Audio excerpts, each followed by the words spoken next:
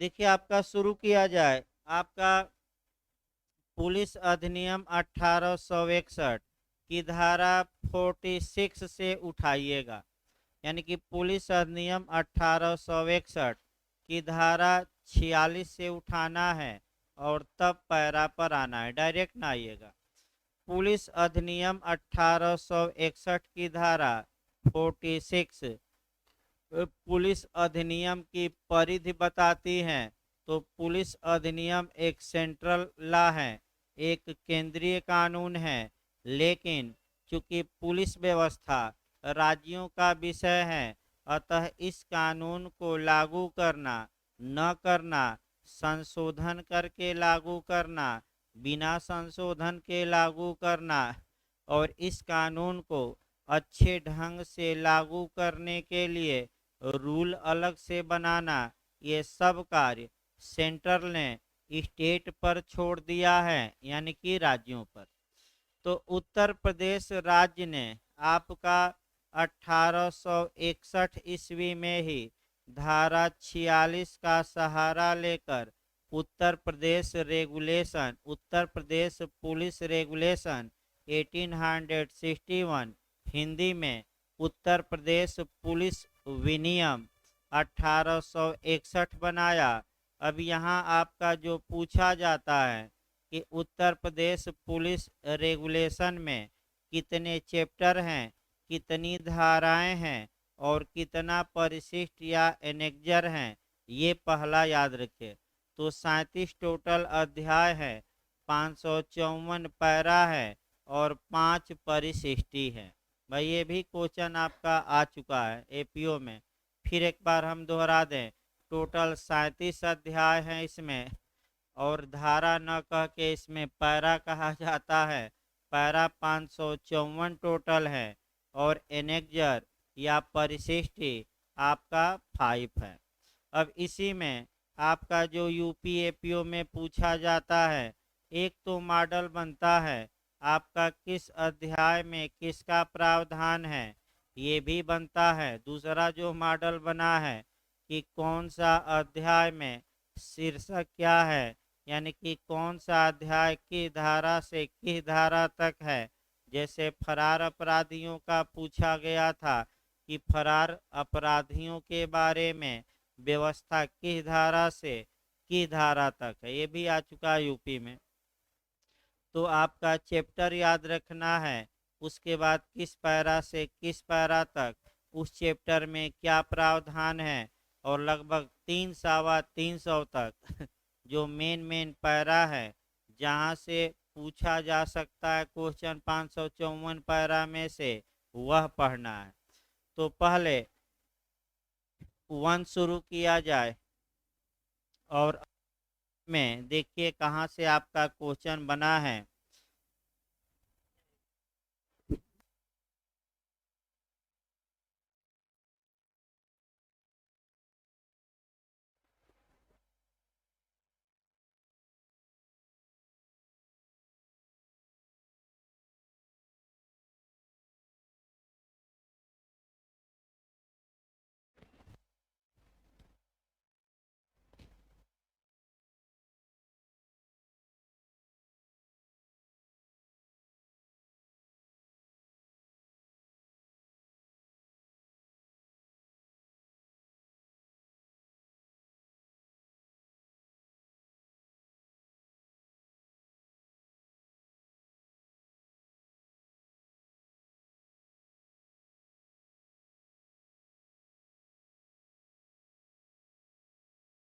Hello. अध्याय 1 में आपका वरिष्ठ अधिकारीगण है, यानी कि पुलिस के वरिष्ठ अधिकारीगण कौन कौन होंगे और उनका कार्य क्या होगा, ये आपका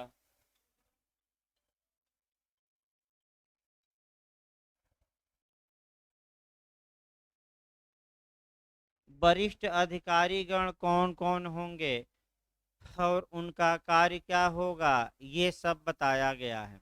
इसमें आपका एक क्वेश्चन बनने का चांस रहता है। देखिए कहाँ से क्वेश्चन बन सकता है। तो आपका अध्याय जो 1 है, आपका ये वरिष्ठ अधिकारीगण हैं आपका, और इसमें आपका पैरा 1 से लेकर और 17A तक है। वैसे 17A निश्चित कर दिया गया है, तो पैरा अब बचा है 17 तक, 1 से लेकर कहाँ तक, आपका 70 तक। इसमें आपका जो सुपीरियर ऑफिसर पुलिस के हैं उनके बारे में बताया गया है। तो पैरा नंबर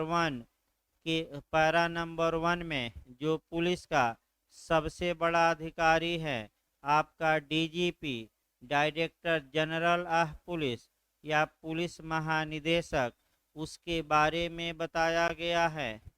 जो क्वेश्चन आपका बना है यूपीएपीओ में वह ये बना है कि पुलिस निदेशक, पुलिस महानिदेशक या डायरेक्टर जनरल ऑफ पुलिस के पद का सृजन किस सन में किया गया।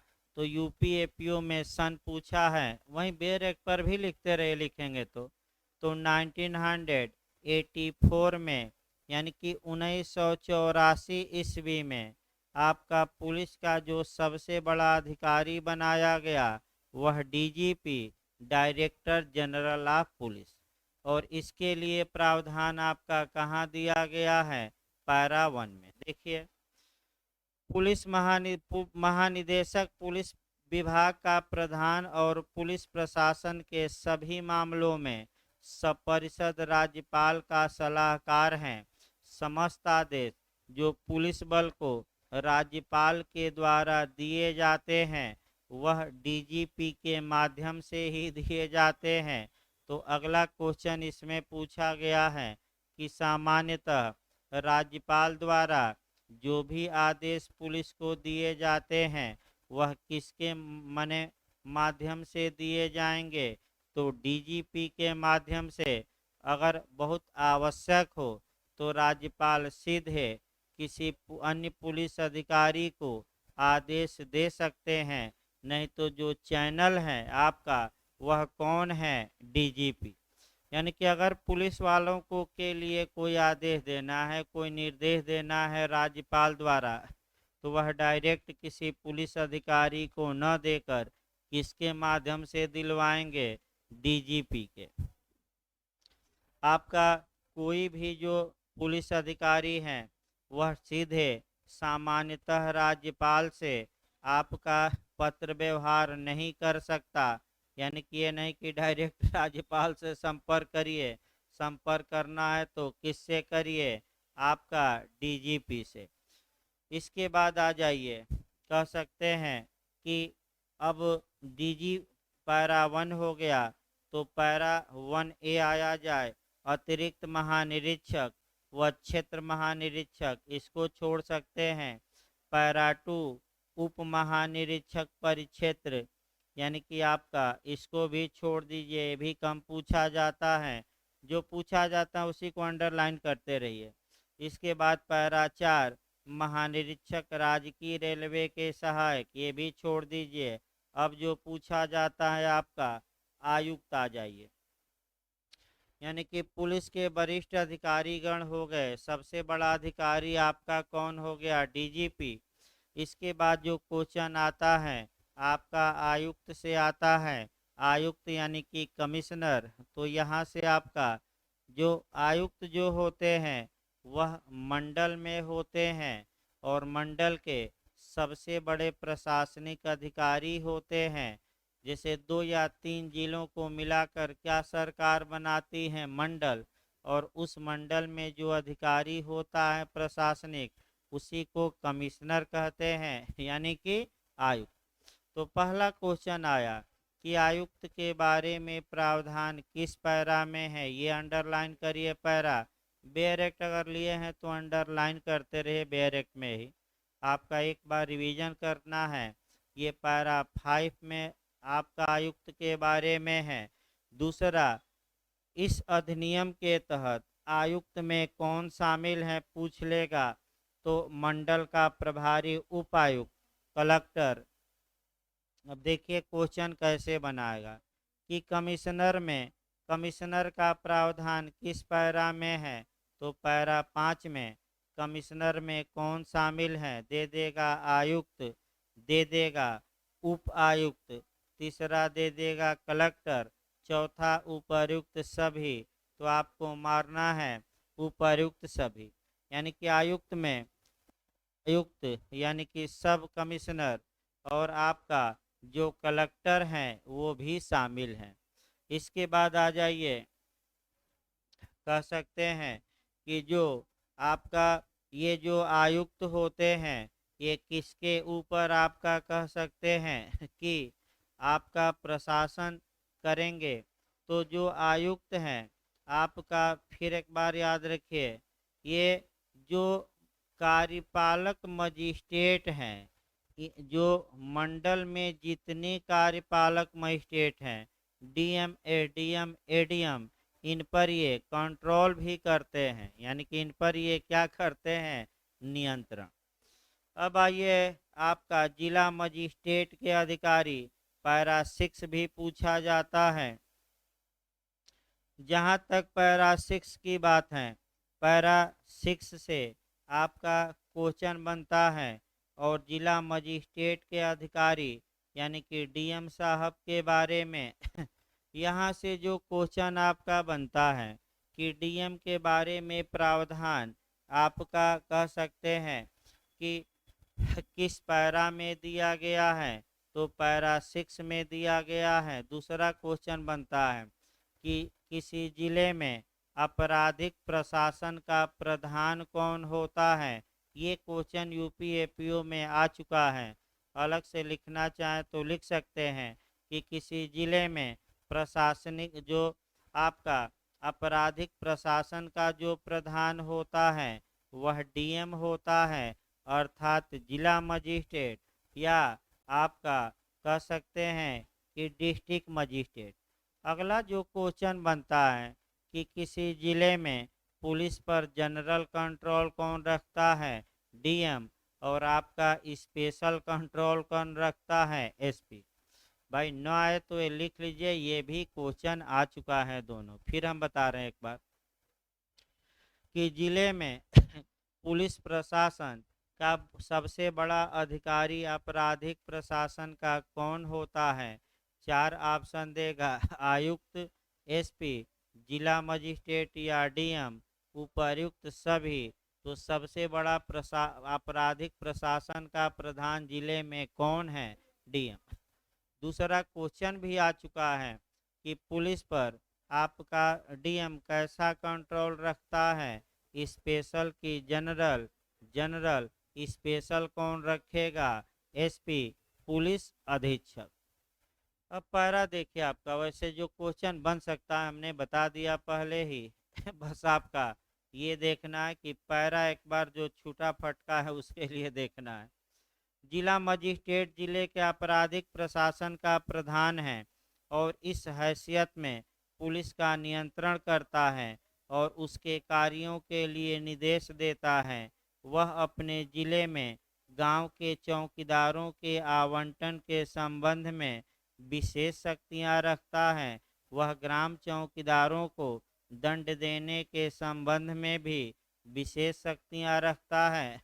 तो तुरंत ग्राम चौकीदार एक बार पढ़ लीजिए। ग्राम चौकीदार से भी क्वेश्चन कई बार बना है। 4-5 नियम याद रखें। ग्राम चौकीदार की नियुक्ति डीएम द्वारा, ग्राम चौकीदार पर नियंत्रण डीएम द्वारा, इनको दंड डीएम द्वारा, इन यह किसके अधीन होंगे? डीएम के। इन पर कंट्रोल कौन करेगा? डीएम। और इनको बर्खास्त कौन करेगा? डीएम। बस डीएम। हाँ, एक काम हो सकता है धारा 47 में, पुलिस अधिनियम की धारा 47 में, कि डीएम का जो कंट्रोल ग्राम चौकीदारों पर है, राज्य सरकार चाहे तो आदेश द्वारा ये कार्य किसको सौंप सकती है? एसपी को, यानी कि पुलिस अधीक्षक को। सेक्शन याद रखिएगा 47, पैरा नहीं, उत्तर बने पुलिस अधिनियम 1861 का सेक्शन कौन? 47। अगला देखिए, निरीक्षकों तथा थाने के प्रभारी अधिकारियों के स्थानांतरण या ट्रांसफर के संबंध में डीएम की स्वीकृति आवश्यक है। इसके बाद आपका कह सकते हैं ये, यानी कि इसका मतलब ये हुआ कि अगर आपका माने कह सकते हैं कि एस आपका ट्रांसफ़र होता है आपका पुलिस वालों का, यानी कि आपका थाना प्रभारियों का, वरिष्ठ अधिकारियों का, तो डीएम की स्वीकृति क्या की जाए, ली जाए। इसके बाद देखिए पैरा 7, पुलिस अधीक्षक द्वारा अपराधों के परिणाम में हुई अचानक वृद्धि की सूचना जिला मजिस्ट्रेट को दिया जाना। यहाँ से आपका एक क्वेश्चन बनता है, तो इसको सीआरपीसी से भी जोड़ना है। देखिए क्वेश्चन कैसे बना है पैरा 7 से भी क्वेश्चन बन चुका है, सतर्क रहिए। एक लाइन क्वेश्चन बना है, अगर किसी जिले में अचानक अपराध में वृद्धि हो जाती है तो पुलिस अधीक्षक इसकी सूचना किसको देगा। 4 अधिकारियों का नाम लिखा रहेगा, तो किसको सूचना पुलिस अधीक्षक देंगे, जिला मजिस्ट्रेट को, यानी कि डीएम को। अब जहाँ जहाँ आपका डीएम को सूचना देने का प्रावधान हो, कम से कम एक जगह कोरिलेट करके एकत्र किया जाना चाहिए। पहला आपका सीआरपीसी की धारा 58 से क्वेश्चन बनता है, यानी कि 58 से। 58 में ये है, कोरिलेट करना है तो उसी पर लिख लीजिए सेक्शन आपका पैरा 7 के आगे सीआरपीसी का कौन सा सेक्शन 58 से भी क्वेश्चन बना है। देखिए कैसे मॉडल बना है, थोड़ा सतर्क रहना है। क्वेश्चन ये बना है कि वारंट के बिना पुलिस द्वारा जितने लोगों को गिरफ्तार किया जाता है उसकी सूचना वह किसको देंगे, तो जिला मजिस्ट्रेट को, या जिला मजिस्ट्रेट के निर्देश पर आपका उपखंड मजिस्ट्रेट को।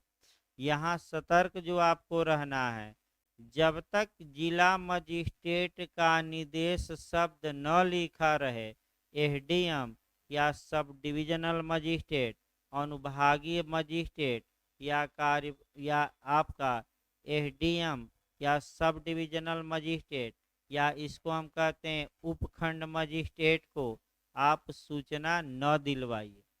क्वेश्चन जो यूपी एपी और जे में बना है, आपका बिहार में भी ये क्वेश्चन बन चुका है। क्वेश्चन का मॉडल ये था कि वारंट के बिना जितनी भी गिरफ्तारियां होती हैं उसकी सूचना पुलिस द्वारा किसको दी जाएगी, तो मॉडल देखिए आपका जिला मजिस्ट्रेट को, उपखंड मजिस्ट्रेट को, दोनों को, इनमें से कोई नहीं, दोनों न मारिए, क्योंकि केवल अगर ऐसा ऑप्शन आए तो केवल क्या मारना है, जिला मजिस्ट्रेट।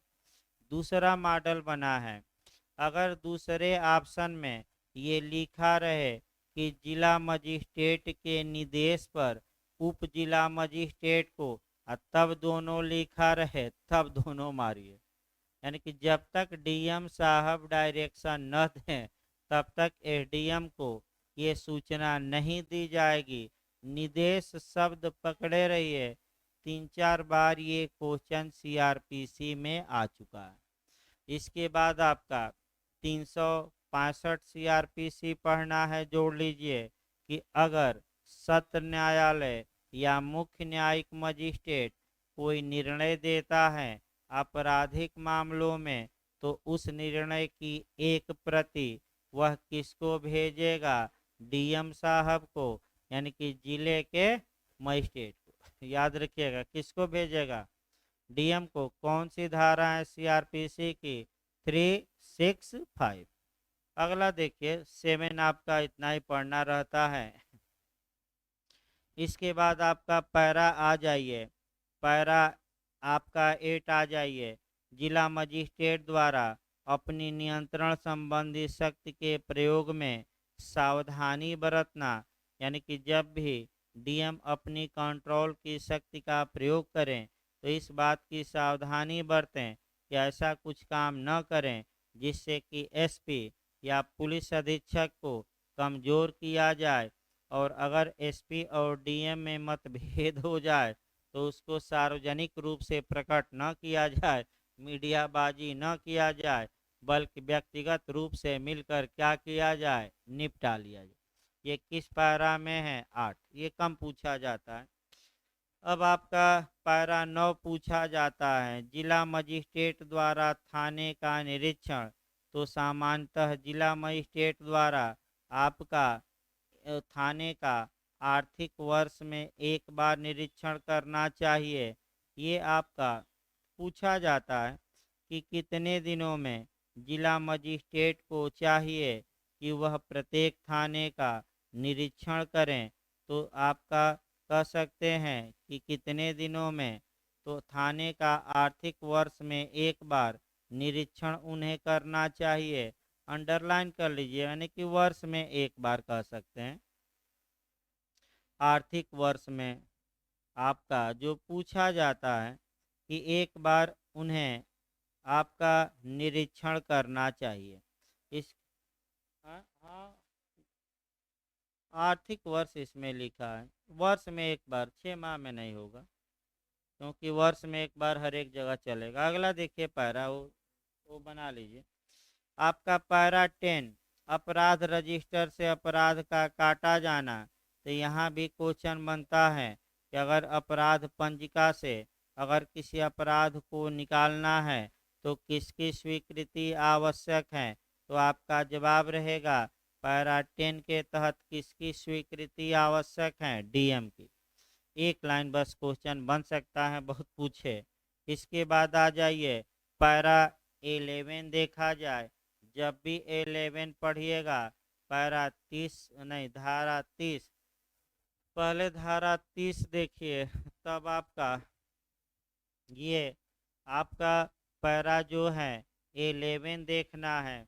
और आपका धारा यानी कि पुलिस अधिनियम देखिए, फिर एक बार भाई नए लोगों को बता दिया जाए। अगर पैरा बोला जाए, इसका मतलब कि उत्तर प्रदेश राज्य ने नियम बनाया है। उत्तर प्रदेश पुलिस विनियम या उत्तर प्रदेश पुलिस रेगुलेशन 1861, उसमें धारा न देकर क्या दिया गया है, पैरा। और जो संघ ने कानून बनाया है जिसमें केवल 47 धाराएं हैं, और वह कानून है पुलिस अधिनियम 1861। उसमें सेक्शन है, पैरा नहीं है, उसमें क्या है। तो हम जो पढ़ा रहे हैं ये पैरा यानी कि रेगुलेशन पढ़ा रहे हैं। तो चूंकि पैरा इसलिए बनाया गया है कि जो 47 धाराओं में बातें लिखी गई हैं, उन बातों को और अच्छे ढंग से क्या किया जाए, लागू किया जाए। अतः जो भी पैरा रहेंगे, किसी ज़्यादातर पैरा किसी न किसी सेक्शन से क्या रहेंगे, अटैच रहेंगे। तो धारा 30 पर पिछली बार क्वेश्चन बना था, मेंस में भी बनता है, आपका हो सकता है चांस की बन जाए। आपका बना था धारा 30 का क्लाज 4 बना था कि पुलिस मार्ग में कितना संगीत बजेगा इसको रेगुलेट कर सकती है, कितना तेजी से डीजे बजाया जाए इसको रेगुलेट कर सकती हैं कि नहीं कर सकती हैं।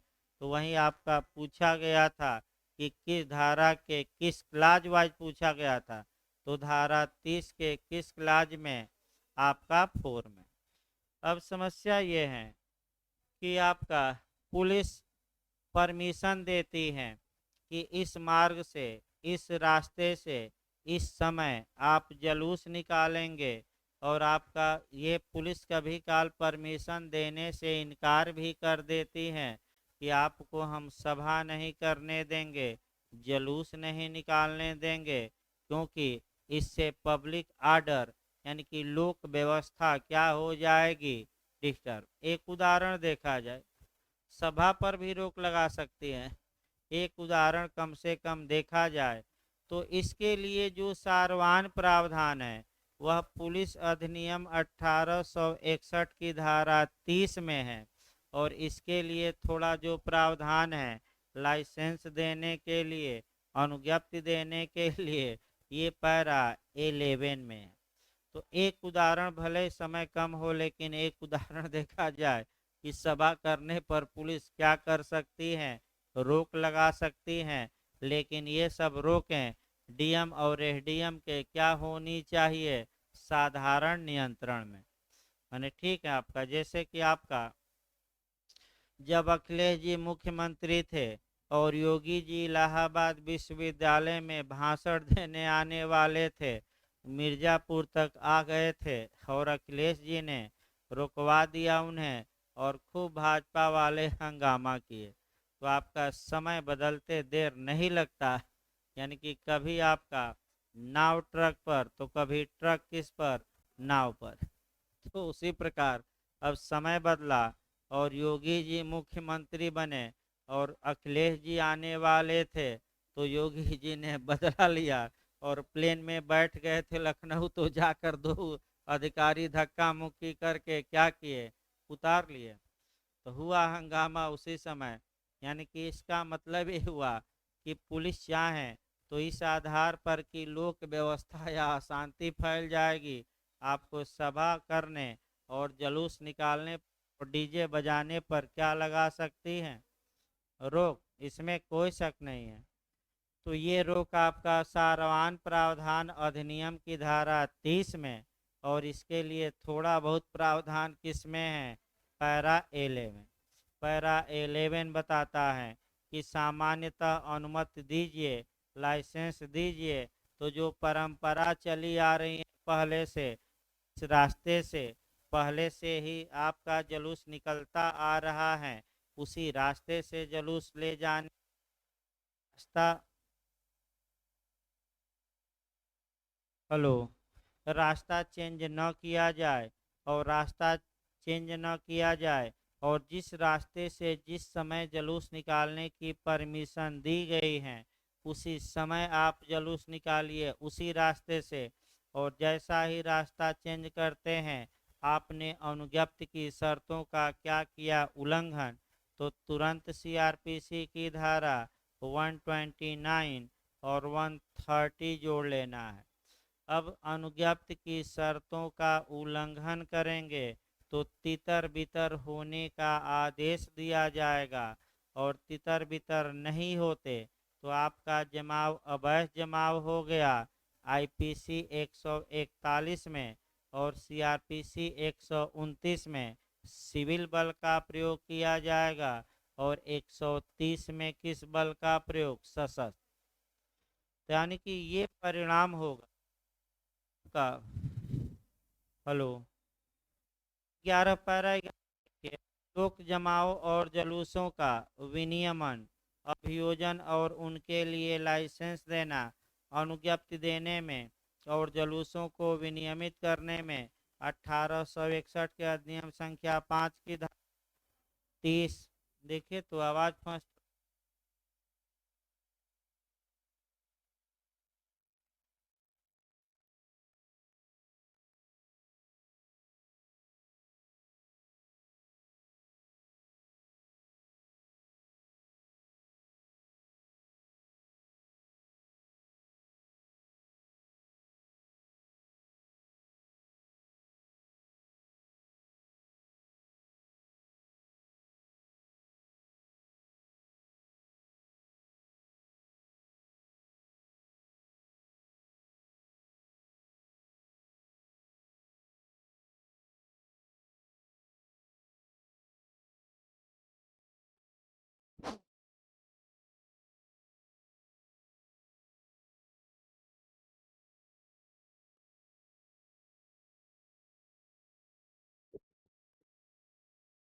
हेलो।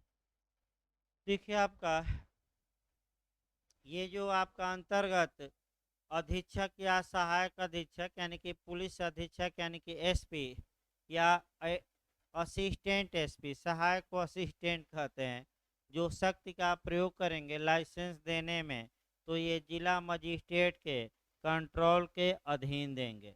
यानी कि इसका मतलब कि जब भी आपका एसपी साहब या सहायक एसपी लाइसेंस जुलूस इत्यादि या सभा के लिए दें, तो ऐसी दशा में ये किसके साधारण नियंत्रण के अधीन ये सब कार्य करेंगे? डीएम के आपका। और मार्ग वही होगा, आपका बता दिया गया, अब उसमें बताना नहीं है। आइए पुलिस अधीक्षक यानी कि आपका अब एसपी के बारे में आया जाए। आपका माने एसपी के बारे में भी पूछा जाता है और यहाँ से भी सतर्क रहना है। अब यानी कि जो जिले का पुलिस का सबसे बड़ा अधिकारी होता है उसे पुलिस अधीक्षक कहते हैं। और इसके बारे में पैरा 12 से आपका शुरू होता है नियम। देखिए पुलिस अधीक्षक का उत्तरदायित्व, तो पहला उत्तरदायित्व या लाइबिलिटी क्या है कि वह जिले में पुलिस का प्रधान होता है। और पुलिस की दक्षता, पुलिस में अनुशासन, पुलिस अपने कर्तव्यों का समुचित पालन करे, न्यायालय के आदेश का पालन करे, वरिष्ठ अधिकारियों का तत्काल पालन करे। इसको देखने का कर्तव्य किसका होता है? एसपी साहब का। ये पहला नियम। दूसरा नियम आपका पैरा 13, पुलिस अधीक्षक का कर्तव्य क्या है? तो अगर वह आपका मुख्यालय पे है तो भाई वहाँ बैठें और अपना लोगों से मिलते रहें और लोगों की क्या सुनते रहें, आपका शिकायतें सुनते रहें, आपका पेंशनरों से मिले और आपका कह सकते हैं कि थाने का निरीक्षण करें। वहीं थाने का निरीक्षण से ही आपका क्वेश्चन बनता है कि पुलिस अधीक्षक द्वारा प्रत्येक थाने का इंस्पेक्शन किया जाना चाहिए। तो आपका कह सकते हैं और वह निरीक्षण आपका कितने में करना चाहिए? तो वर्ष में कम से कम एक बार जरूर करना चाहिए। इसको अंडरलाइन कर लीजिए। वर्ष में कम से कम, हो सकता है पूछ ले पैरा 13 कि एसपी द्वारा थाने का निरीक्षण आपका कितने दिनों में सामान्यतः करना चाहिए? तो वर्ष में कम से कम एक बार वह क्या करें? आपका करें। और एक बार वह नहीं करते हैं तो अगला क्वेश्चन बन चुका है कि अधिकतम कितने दिनों में कर लेना चाहिए? तो 3 वर्ष। इसको अंडरलाइन करिए, क्वेश्चन बना है भाई।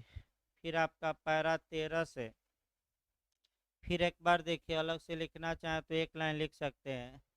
एसपी का ये कर्तव्य है कि कम से कम वर्ष में एक बार जितने उनके आपका जिले में थाने हैं उनका क्या करें? इंस्पेक्शन करें। लेकिन हर हाल में ये पूछा जाता है, हर हाल में कितने दिनों में एक बार निरीक्षण करना आवश्यक है? तो 3 साल में। याद करके जाइएगा, क्वेश्चन आ चुका है, गलत न हो। सामान्यतः एक वर्ष में एक बार, लेकिन अधिकतम कितने वर्ष में एक बार? हर हाल में 3 साल। ये क्वेश्चन आया, अंडरलाइन कर लीजिएगा थोड़ा। इसके बाद आइए 14 आ जाइए पैरा, गोपनीय ज्ञापन पत्र तैयार करना। तो आपका ये भी कम पूछा जाता है। अब पैरा 15 से पूछा जाता है। हिंदी आदेश पुस्तिका HOB, हिंदी आर्डर बुक। तो हिंदी आर्डर बुक में आपका 2-3 क्वेश्चन बनता है। वहीं समय पूछा जाता है कि हिंदी आदेश पुस्तिका को कितने वर्ष तक सुरक्षित रखा जाता है? तो आपका अंडरलाइन कर लीजिए 45 साल, 45 ईयर। पैरा 15 में हिंदी आदेश पुस्तिका है। अब क्या लिखा जाएगा भी हम बताते हैं लेकिन जो क्वेश्चन आ सकता है, इस पुस्तिका को वर्ष पूछा जाता है, कितने वर्षों तक सुरक्षित रखा जाएगा? अंडरलाइन करिए वह आपका जो समय दिया गया है बैरेक्ट में 45 ईयर्स तक, यानी कि 45 साल। अंडरलाइन कर ले। देखिए बैरेक्ट की भाषा। इंग्लिश आर्डर बुक अब वर्तमान में हिंदी आर्डर बुक हो गई है। नित्य प्रति एक ऐसे अधिकारी द्वारा लिखी जानी चाहिए जिसका पद इंस्पेक्टर से कम न हो और उस पर एसपी के नित्य हस्ताक्षर होना चाहिए। तो क्वेश्चन जो अगला बन सकता है कि हिंदी आदेश पुस्तिका में प्रविष्टि किसके द्वारा की जाती है? तो एक ऐसे पुलिस अधिकारी द्वारा की जाएगी जो निरीक्षक या इंस्पेक्टर की रैंक से नीचे का न हो। या तो इंस्पेक्टर क्वेश्चन बन सकता है या उससे वरिष्ठ अधिकारी। दूसरा, इस पर नित्य प्रतिदिन हस्ताक्षर किसका होता है?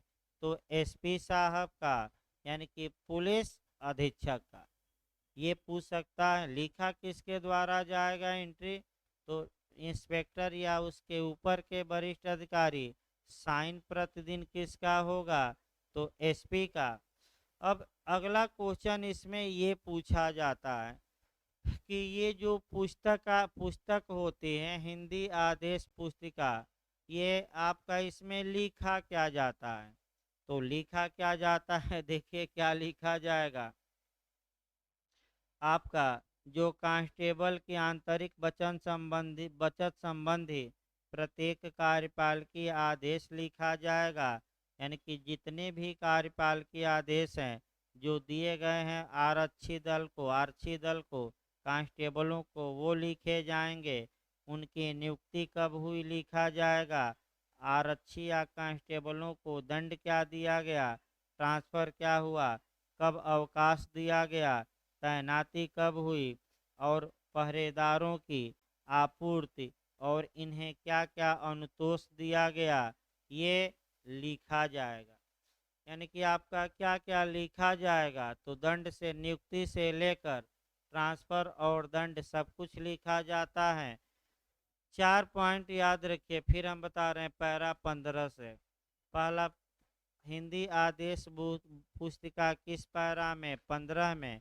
किसके द्वारा लिखी जाती है? इंस्पेक्टर या उसके ऊपर के व्यक्ति द्वारा।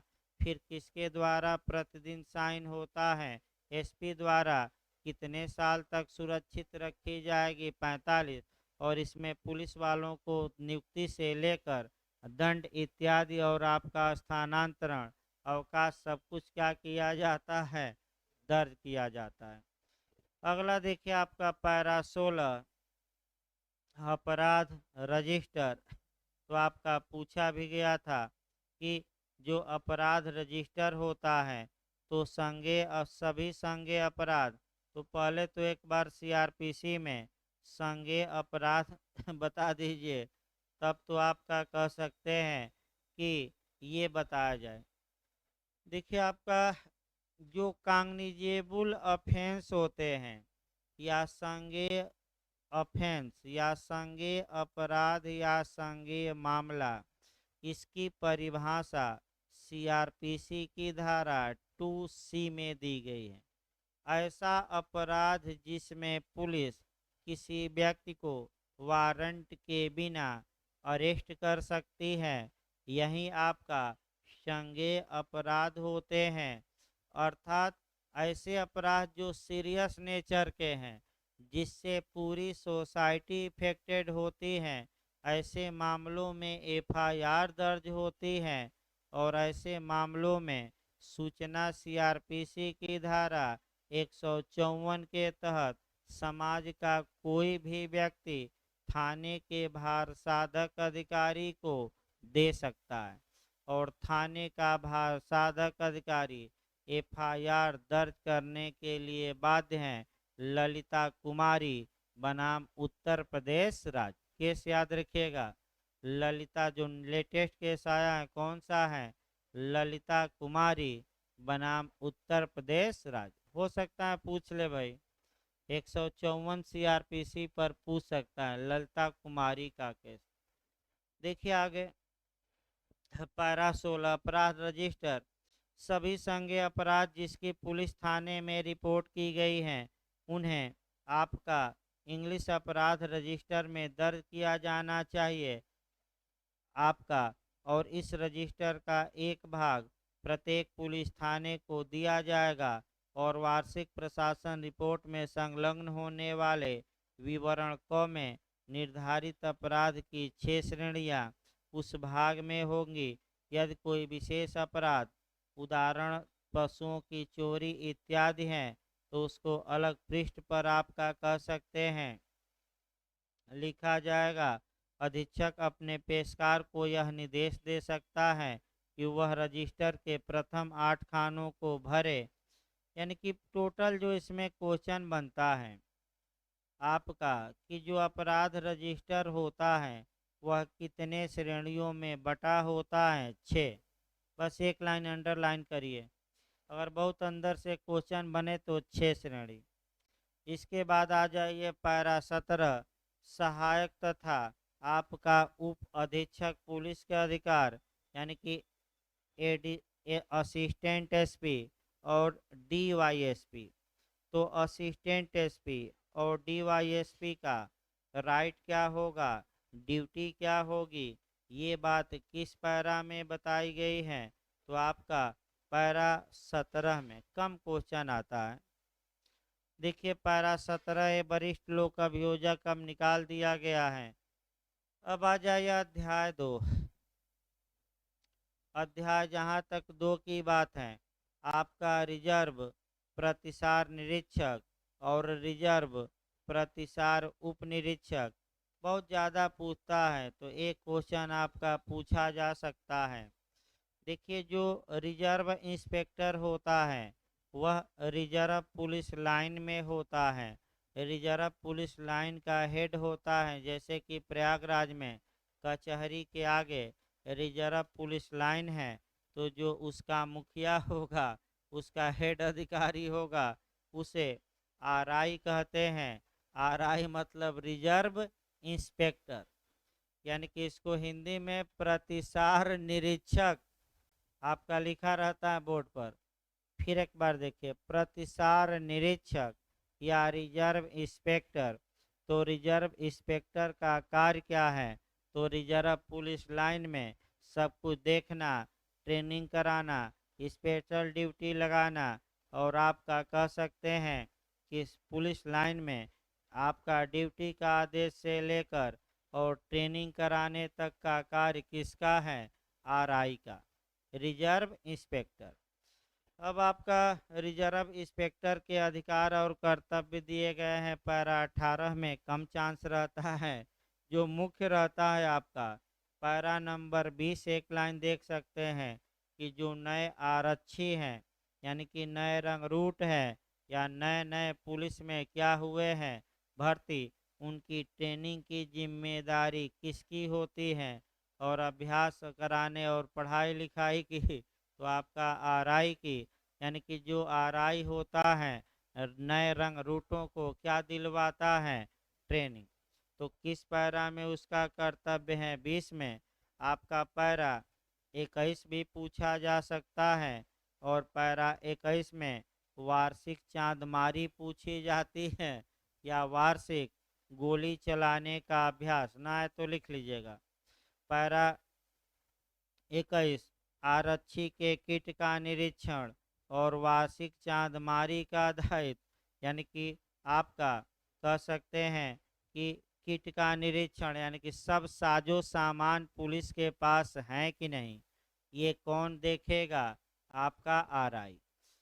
और वर्ष में एक बार आपका बंदूक से निशाना लगाने का अभ्यास कराया जाएगा, और उस अभ्यास के लिए जिम्मेदार कौन होगा, आरआई।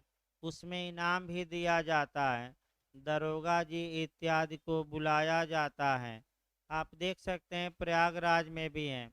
जब पीछे वाली आप रोड से जाइए तो एक बहुत मोटी ऊंची दीवार बनी है। जब आप वहाँ ये यानी कि कचहरी वाली नहीं, उससे पीछे वाली रोड से हाँ, तब वहाँ एक दीवार बनी है। वह दीवार इसीलिए बनी है कि पुलिस वाले आएंगे और वर्ष में एक बार क्या करेंगे, चांदमारी। तो चांदमारी माने कबूतरबाजी नहीं, चिड़ियाबाजी नहीं। समझ रहे हैं ना मौर्य जी, चिड़ियाबाजी मतलब क्या हुआ चलिए बाद में बता दीजिएगा। चिड़िया मारे हैं कि नहीं कभी तो आ गए हैं चिड़िया भाई, कहाँ गए सौरभ भाई? भाई गए क्या कि बाहर हैं? हाँ, सौरभ भाई से मिल लीजिए, आ गए हैं पीएचडी करके वापस अब डॉक्टर आगे लगाएंगे, यानी कि गुरु गुड़ रह गए और चेला क्या बन गया, डॉक्टर। मिठाई उठाई जल्दी खिलाएंगे, क्योंकि अब क्या आगे लगाना है, डॉक्टर। तो भाई आपका चांद चिड़िया मारी अलग होता है, कबूतरबाजी अलग होता है, और ऊपर वाला चांद मारी जो देखते हैं ना, वो अलग होता है। वो रात में चांद मारी की जाती है। कभी बादल में छिप गया चांद, कभी फिर बादल, यानी कि डॉक्टरी नाप इक्लिप्स लग गया। ग्रहण का सिद्धांत, कभी चांद दिखाई दिया कभी नहीं दिखाई दिया। और कई सितारे चांद को देखकर ही चमकते हैं। तो भाई ऐसी दशा में तो भाई अन्यथा अर्थ न लगाया जाए इसको। फिर आइए चांदमारी, मतलब ये नहीं कि ऊपर वाली चांदमारी। चांदमारी मतलब बंदूक से अभ्यास कराना। अब याद रहेगा ना, कौन कराता है चांदमारी, हराई। किस पैरा में कराता है, 21 में। तो वर्ष में एक बार हराई क्या कराएगा, वार्षिक अभ्यास कराएगा। तभी तो पुलिस वाले एकदम निशाना साधते हैं तो सिर पर गोली मार देते हैं, यानी कि चिड़ियाबाज होते हैं तभी तो मारते हैं। आपका लखनऊ कांड देखिए, एकदम दूर से मारा लेकिन सिर पर ही मार दिया। तो अलग बात है। आइए देखा जाए पैरा 22, देखिए एक लाइन। जहाँ तक पैरा 22 की बात है, रक्षकों और संतरियों का निरीक्षण करना और फांसी गार्ड को आज्ञा देना, यानी कि जब फांसी लगती है तो फांसी गार्ड चलते हैं, रक्षक चलते हैं। तो उन रक्षकों को कि जेलर के साथ चलो और कैदी के साथ, अब इसको फांसी लगाना है तो कौन आदेश देगा, आरआई। आरआई ही देगा कि इसके साथ चलो, कहीं ये जेल से क्या न हो जाए, भागना। वैसे भागने का चांस कम रहता है। इतना फोर्स रहती है आगे पीछे कि भागना क्या है, मुश्किल है। तो आगे चलिए भाई, आगे आपका 22 हो गया पैरा फांसी गार्ड को। तो फांसी गार्ड जब भी पढ़िएगा तो आपका आईपीसी में दो सेक्शन को रिलेट करके पढ़ सकते हैं। एक आपका 77 और दूसरा 78। जो न्यायाधीश फांसी की सजा सुनाया है उसने कोई अपराध नहीं किया, 77 में। और जो जल्लाद फांसी पर लटका दिया है न्यायालय के निर्णय का पालन करते हुए, उसने भी कोई अपराध नहीं किया, 78 में। तो जल्लाद की धारा में बचेगा 78। न्यायपालिकी आदेश, न्यायिक कार्य, 77। और एग्जीक्यूटिव कार्य कहाँ बचाव है, 78। अगला देखिए आपका, इसके बाद आपका ये अगला चला जाए, ये भी अध्याय समाप्त हो गया, अध्याय 2। अध्याय 3 आ जाइए, लोक अभियोजक और उसके अधीनस्थ। तो कुछ पैरा पढ़ने से मुक्ति मिल जाएगी, क्योंकि जो पब्लिक प्रोसिक्यूटर थे पहले आपका रेगुलेशन में थे, लेकिन जब नई सीआरपीसी बनी तो आपका उनके लिए अलग प्रावधान कर दिया गया। तो उसी समय यहाँ से उनको क्या किया गया, आउट। तो सीआरपीसी में आपका लोक अभियोजक या पब्लिक प्रोसिक्यूटर कहाँ परिभाषित हैं, कई बार बताया जाए। 2U में लोक अभियोजक की नियुक्ति की धारा के तहत 24। कितना अनुभव चाहिए, 7 साल।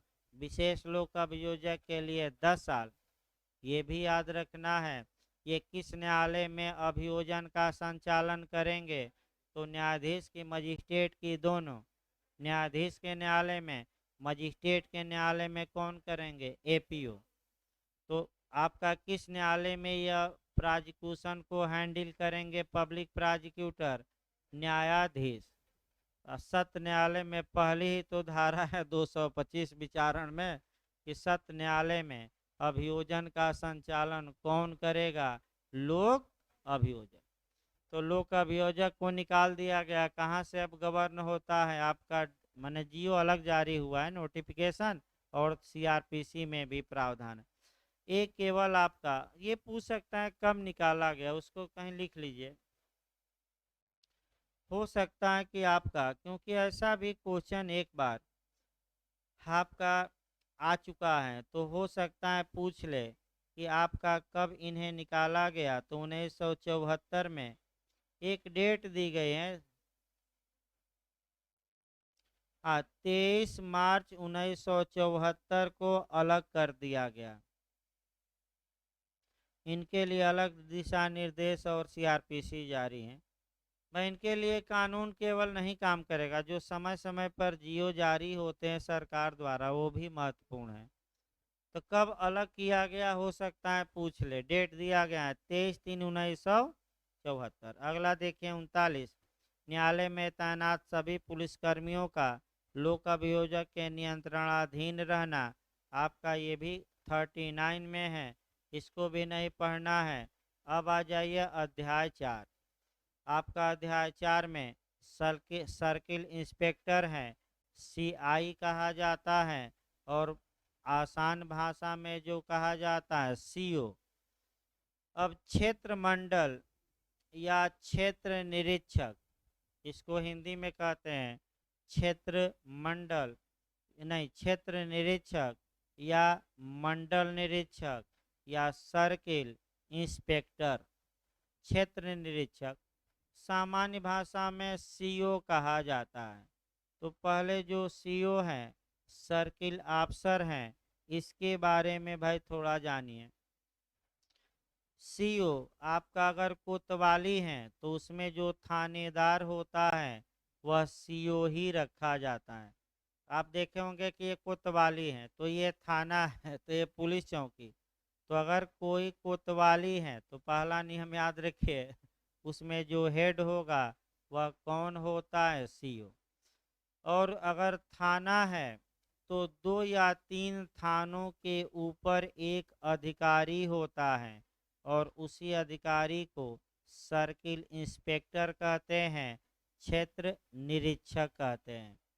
2 या 3 थाने दिए जाते हैं।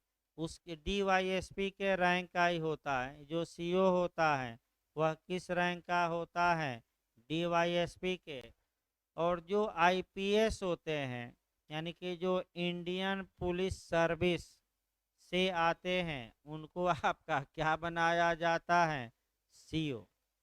मैंने आपका आईएएस की परीक्षा पास करके आते हैं यहाँ, या प्रमोशन करके, दोनों हो सकता है।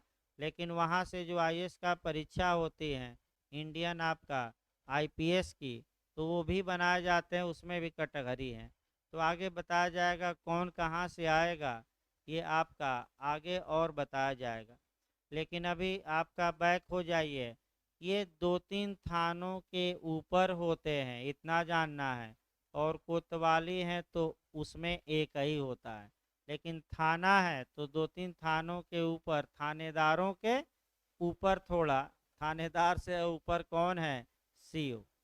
तो सीओ को पावर होता है भाई। देखिए आपका विवेचना का पर्यवेक्षण तथा अपराधों की रोकथाम करना, पैरा 40। देखिए क्षेत्र या मंडल या हल्का निरीक्षक का मुख्य कर्तव्य अपराध के अन्वेषण एवं रोकथाम का पर्यवेक्षण करना। पुलिस हल्के में निरीक्षकों को हाँ, पुलिस हल्के में रोकथाम के कार्य और जासूसी कार्य में सामंजस्य रखना, और इस उद्देश्य के लिए दूसरे हल्का निरीक्षकों के साथ सहयोग करना, और यह देखना कि पुलिस और विशेष रूप से थानेदार जो उसके अधीनस्थ हैं ईमानदारी और दक्षता से अपना कार्य करें।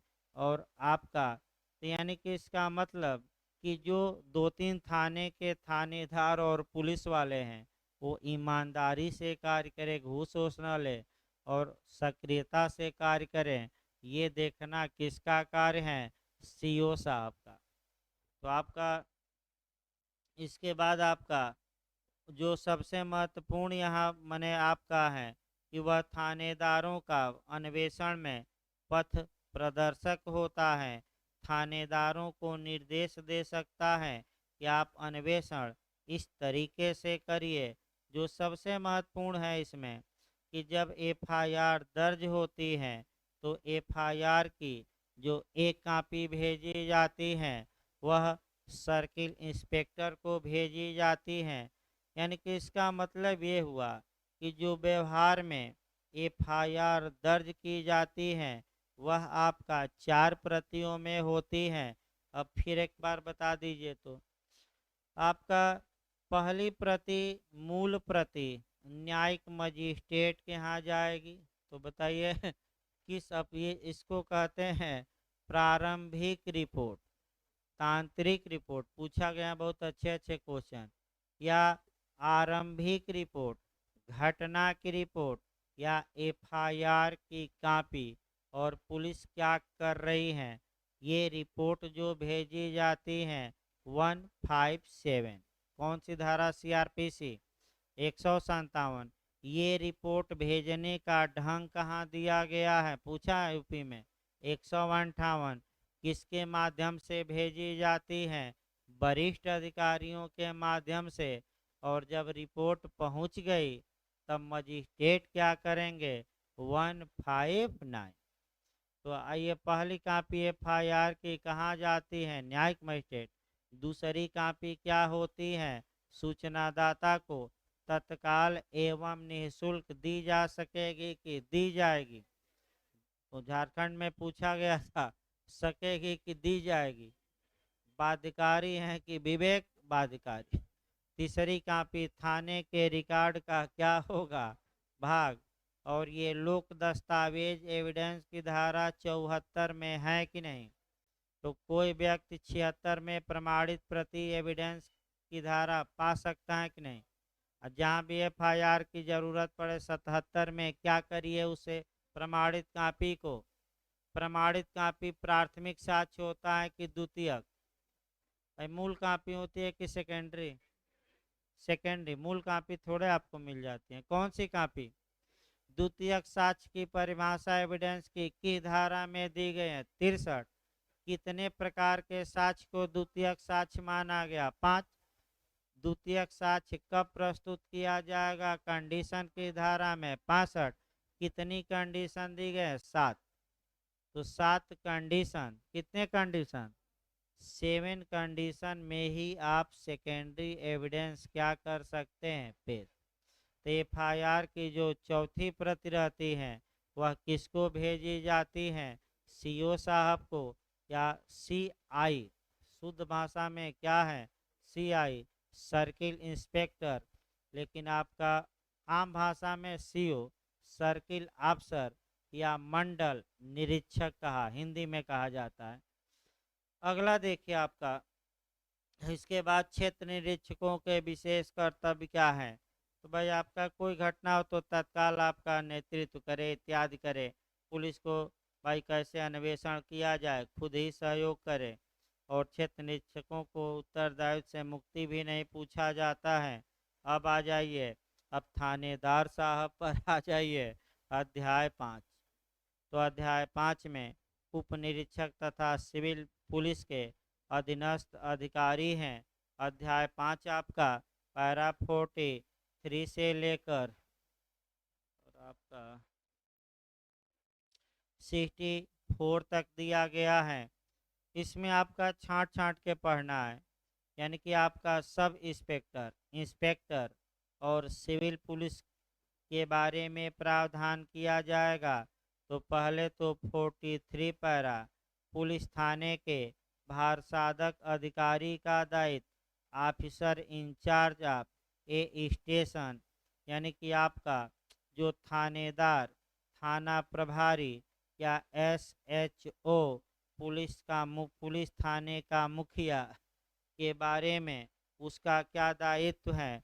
तो आपका मुखिया का दायित्व क्या है, तो पहले गांव के मुखिया का देखिए और तब थाने का मुखिया का देखिएगा। तो गांव के मुखिया का क्या दायित्व है, गांव में जो भी अपराध होता है क्या मुखिया का दायित्व है कि नहीं कि पुलिस को सूचना दे दें। आपका सीआरपीसी की धारा 40 में भी है आपका मुखिया की रिपोर्ट। और मुखिया साहब गांव का विकास करें कि विनाश करें विकास की विनाश, पैसा कमाए कि ना कमाए। तो भाई हमने अब आइए एविडेंस पे थोड़ा, हमने तो केवल प्रश्न पूछा और प्रश्न द्वारा उत्तर सुझा दिया कि मुखिया साहब विनाश करेंगे कि विकास करेंगे। और उत्तर तो आपको देना है तो तुरंत दिमाग में बैठा रहिए। एविडेंस में ऐसा क्वेश्चन कि किस नाम से जाना जाता है? लीडिंग क्वेश्चन या सूचक प्रश्न। तो सूचक प्रश्न क्या होता है? ऐसा प्रश्न जो उत्तर को सुझाता हो। और सूचक प्रश्न अधिकार के रूप में सदैव दो परीक्षाओं में पूछा जा सकता है, प्रति परीक्षा और अतिरिक्त प्रति, यानी कि क्रॉस एग्जामिनेशन और फर्दर क्रॉस एग्जामिनेशन। और विपक्षी विरोध करे तो आपका मुख्य और पुनः परीक्षा में भी पूछ सकते हैं, किसके अनुमति से? न्यायालय। आपका लेकिन अधिकार के रूप में कब पूछ सकते हैं? सदैव प्रति परीक्षा। चलिए आगे देखिए भाई। अब थानेदार कहा जाए दायित्व। पुलिस थाना पैरा नंबर 43 अंडरलाइन कर लीजिएगा। पुलिस थाने के भार साधक अधिकारी के दायित्व। तो थाना का भार साधक अधिकारी एक सब इंस्पेक्टर होता है। वह अपने प्रभार की सीमाओं के अंदर पुलिस प्रशासन का संचालन करता है और बलवह यानी कि फोर्स की सभी शाखाओं के ऊपर थाने के एरिया में कंट्रोल प्राधिकार रखता है। थाने में दक्षता बना रहे, पुलिस वाले सही ढंग से काम करे, कौन संपत्ति आई, क्या हुआ आपका, उसको सुरक्षित, पुस्तक सुरक्षित, धन सुरक्षित इत्यादि सुरक्षित रखने का कर्तव्य किसका होता है? थाने के भार साधक अधिकारी, यानी कि यही मुखिया साहब हैं, सिंघम साहब हैं। अब इसको थानेदार किसको बनाया जाएगा? तो जो एक सब इंस्पेक्टर होता है उसी को क्या बना दिया जाएगा? थाने का मुखिया। अब किसको बनाया जाए? क्योंकि सब इंस्पेक्टर तो तमाम हैं, तो यही राज्य सरकार डिसाइड करती हैं और जिसको चाहती हैं वही सब इंस्पेक्टर क्या बनता है? थानेदार। तो प्रत्येक सरकार में एक दिन बताया था कि अपने मनपसंद के लोगों को ही थानेदार बनाती हैं, अपनी बिरादरी के लोगों को ज़्यादा बनाती हैं। इसमें कोई शक नहीं है भाई। जैसे कि आपका मायावती जी के समय SC ST के लोग आपका 60-70% बने थे। अखिलेश जी के समय आपका उनके बिरादरी के लोग भी 70% बने थे। इसके बाद योगी जी के समय थोड़ा बहुत रेशियो कम है, लेकिन नियम वही चल रहा है। आपका 55-60 है, 10-15 भले कम हो लेकिन नियम वही है, क्योंकि इन्हीं पुलिस वालों से घर गिरवाना है, इनकाउंटर करवाना है, तो अपना आदमी रहेगा तो चूचा करेगा कि नहीं? देख ही रहे आपका मैंने नोएडा में ही देख लीजिए, इस समय आपका घर और 2 दिन में ही क्या किया गया। नेता था। और ये मान के चलिए कि ये सोशल मीडिया में बड़ी ताकत होती है। एक बार अगर वीडियो वायरल हो गया तो आपका ये जो तीसरी आंख है, तीसरा नेत्र है आपका, कैमरा और मोबाइल, ये बड़ी खतरनाक है। एक बार अगर वीडियो बन गई, वायरल हो गई, तो उस अधिकारी या अभियुक्त या व्यक्ति पर गाज गिरनी अनिवार्य है। नहीं गिरेगी तो सरकार की क्या होगी? बेटी। और नोएडा का मामला जो चल रहा है, योगी जी ने खुद संज्ञान लिया और कहा कि जल्दी इसका क्या गिराओ, घर इनाम घोषित करो। तो 25,000 का इनाम ही हो गया गालीबाज, और तुरंत उसका घर और क्या किया गया? 2 ही दिन में ढा दिया गया। भागा भागा फिर रहा है, 2 दिन बाद 50,000 इनाम हो जाएगा, फिर 75। अब ये है कि जल्दी आत्मसमर्पण कर दे, नहीं तो जो बचा कुचा गाय बैल भैंस है या दूसरा मकान अब खोजेगी पुलिस, वो भी क्या करेगी? गिरा देगी। तो आगे देखिए आपका पैरा 44 पुलिस थाने के भार साधक अधिकारी के कर्तव्य और व्यवहार। तो कर्तव्य कैसा किया जाना चाहिए? मैत्रीपूर्ण कर्तव्य लोगों से निभाए कि अमैत्रीपूर्ण? लेकिन थाने में चले जाइए तो हमेशा क्या होता है? आप कभी रात वत में चले जाइए 1-2 बजे, देखिए थाने का क्या माहौल रहता है। जैसे आप बॉम्बे में जाते हैं और पब चल रहे होते हैं, ड्रग्स लेकर 2 बूंद लेकर सभी लोग क्या करते हैं? डांस में मस्त रहते हैं, बाहरी दुनिया से कोई मतलब नहीं है। उसी प्रकार थाने में भी ज़्यादातर थाने में जाइए तो देखिए, एक बार जाकर निरीक्षण खुद करिए, कभी मौका मिले तब देखिए क्या नज़ारा रहता है। अगला देखिए, इसके बाद आपका गोपनीय बुक रखना, यानी कि दरोगा जी गोपनीय बुक रखेंगे और सभी पुलिस वाले जो थाने में हैं, कौन आपका निकृष्ट काम कर रहा है, कौन उत्कृष्ट, कौन अच्छा काम किया, कौन बुरा, ये क्या लिखे रहेंगे, लिखते रहेंगे। इसके बाद ड्रिल कराना, तो ड्रिल छोड़ दीजिए, आपका ड्यूटी से चले जाने और थाना छोड़ने की अनुमति प्रदान करना, ये भी 48 थाने में उपस्थित रहने का कर्तव्य। तो उपस्थित रहें, रिपोर्ट लिखें और आपका लोगों की शिकायतें सुने। पुलिस थाने के बाहर साधक अधिकारी 49 से क्वेश्चन बनता है, थोड़ा सतर्क रहना, इसको कल हम बताएंगे। आपका 49 इतना तक ही रहने दिया जाए, क्योंकि आईपीसी भी थोड़ा चलाया जाए। तो आपका अब तो हो ही गया 49 पैरा तक आपका। हाँ, 50-60 पैरा भी टारगेट रखा जाए बहुत है। एक दिन में लगभग 40-50 भी पैरा हो जाए तो पर्याप्त रहेगा, क्योंकि 350 पढ़ना है, 300। तो आज का टारगेट लगभग पूरा हो गया। 50 लगभग एक अनुमान था और 50 तक क्या हो गया, कल 100 के पार, जब तक 100 के पार न पहुँचे